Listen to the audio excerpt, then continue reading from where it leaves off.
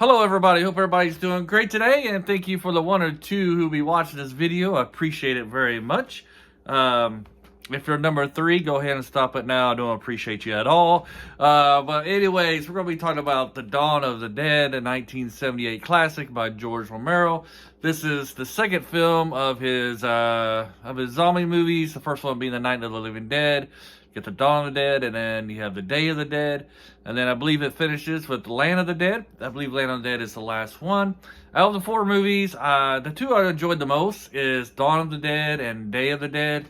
The Night of the Living Dead would be good, but it's kind of tragic at the end, you know. And plus, the Barbara character in that is very annoying, that she's always screaming and such.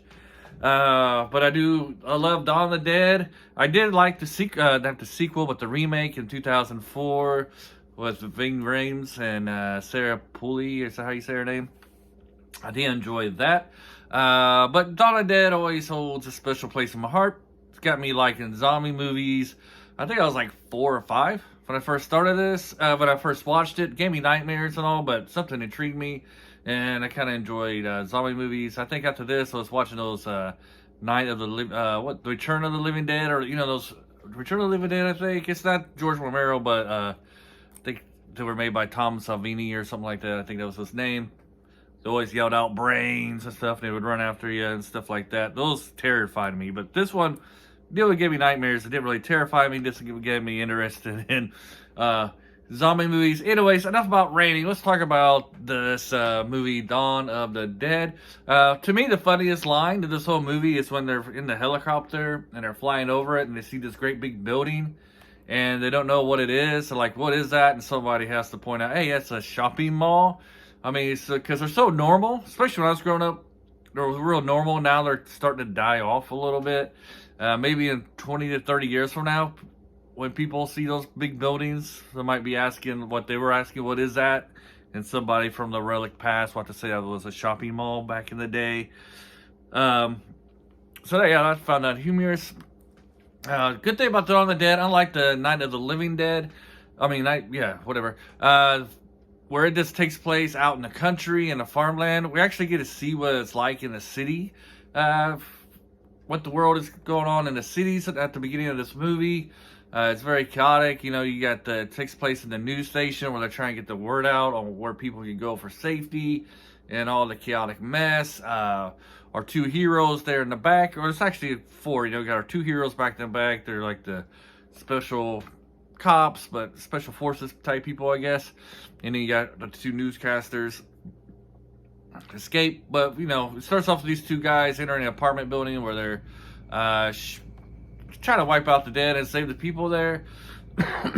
And we kind of get in this way, like the bond that we will have that people have for their family members, even though that they know that their family members are going to be turning into these monsters. You got some of them still harboring these people who no longer will be people, and unable to let go of their family or their loved ones.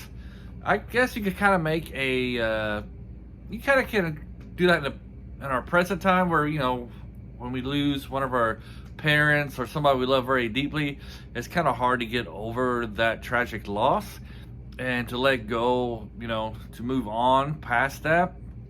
And I guess that could be kind of like a metaphor in this, when you think of it in those terms.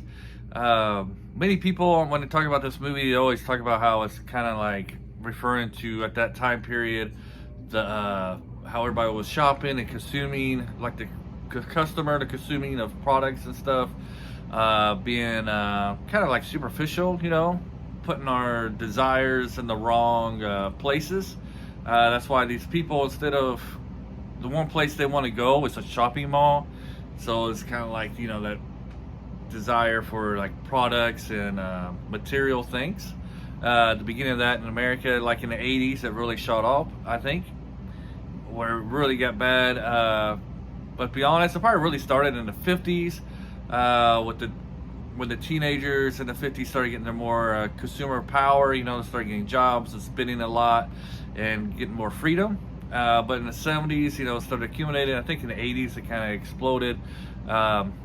Anyways, let's move on to something else that I think people don't really talk, is how this movie kind of talks about something that's kind of important in the United States right now, especially this past year with the Supreme Court ruling of the abortion rights kind of thing. We kind of get to see this in this movie play out, like the traditional, old-fashioned, liberal thoughts of abortion in this one.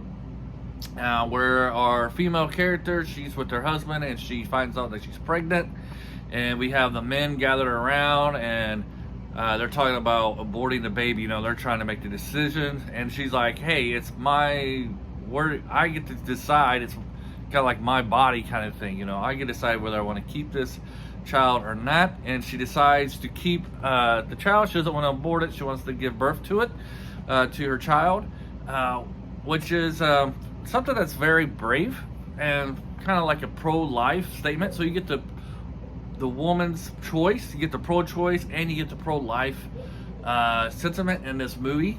Because back then, you got to understand, abortion was like one of those things where it's a rare but necessary kind of thing. It's like, you know, you don't really want to kill, to abort the child unless it's necessary or for drastic reasons. And in this world that they're living in, you know, it's filled with zombies, and, you know, where are you going to get even though they're in a mall, and it seems like they got lots of supplies, which it never really shows like a food court in there anyways, in this mall, but somehow they're able to eat. At least I don't remember for food court. Anyways, you don't know where you're going to eat. You got this constant danger of being attacked by these monsters. The world is in chaos. Not only do you got zombies you got to worry about, later on you find out there's a biker gang, so you got groups of people who could be dangerous to you. So having a child at this time would be very risky and would decrease your chances of survival. But she wants to have this child. She feels like life is more important, and this child's life is more important than her own kind of thing. You know, she wants to nurture it. And when people talk about kind of like abortion these days, especially with those movie stars, you know, I guess some movie stars talking about how they were grateful for having an abortion so they could go on with their career and stuff. And when this, the right to choose, you know, and stuff like that, that wasn't the idea. It was for to be like a contraception technique for a woman, you know, to go ahead and have all this sex she wants. When she gets pregnant, she can just go have her abortion. And that wasn't like at the beginning the idea of the abortion, but now it's kind of evolved in that way in today's society. And I think you know, that's just how a lot of people think. Not everybody, but that's how it feels like those who have a major voice describe abortion. Like, you know, if you get pregnant, just use that as contraception. You don't have to take responsibilities for your choices or for your actions. And in reality, that's not what, you know, abortion was really about, kind of thing, when it first started. But yeah, so this movie does kind of have, you know, you got your woman's right. The woman has the choice. But also, like, you know, you should try your best to have, you know, should be pro-life, like you should try your best to have the child. And even though the world might be nuts outside, crazy, chaotic, the right thing to do would be to have the child in this case. And there's always reasons to have abortion, you know, the life, you know, the mother's life could be in danger, maybe incest, rape, you know, those are good reasons to maybe choose abortion and stuff. So, you know, you get the both ways there. Don't really want to get into too much of that, but I just wanted to point out that how this does have, like, not only does it, how everybody talks about it, talks about how people are becoming materialistic at this time, and also the loved ones, you know, trying to get over a tragic death that one of your loved ones would have. It also has this pro-life statement and pro-choice too, going hand in hand with each other. The woman's right to choose, why they should choose life, stuff like that. So it has, you know, these things go hand in hand in this movie. It also, kind of hinted us on the other, as well as how when times get rough, you might find that people will cling on to join forces with people who has like minds of them and join these gangs kind of thing, and how this, even though things might be chaotic outside, it'll be best for everybody to get along uh, in order to conquer trials and tribulations. You might find that people will separate to those who have like minds and actually fight against other people, even though it would be detrimental to the overall good of society. You might see these groups form, and we kind of get this in here in this show. As like I said, we got the motorcycle gang. They want to get into the mall, but our heroes, they don't want them coming into the mall because they see that could be dangerous, not only from the zombies, but also from this motorcycle gang who don't really seem like they're nice people. It turns out they're not very nice at all. And because these two groups collide and fight, it turns out to be a disaster for all parties involved. And, kind of one of those messages like, we all need to get along. We all need to put aside our differences to join together so we can overcome, the trials that we might be having to make the world a better place overall. But yeah, I love this movie. It's a great zombie movie. Out of the four, like I said, I think I probably like this one and Day of the Dead. Maybe then the Night of the Living Dead, and then Day of the Dead off in the distance there. Probably should stop with the trilogy, but it was always good. It was good to see Romero come back with Land of the Dead after such a long layoff between films.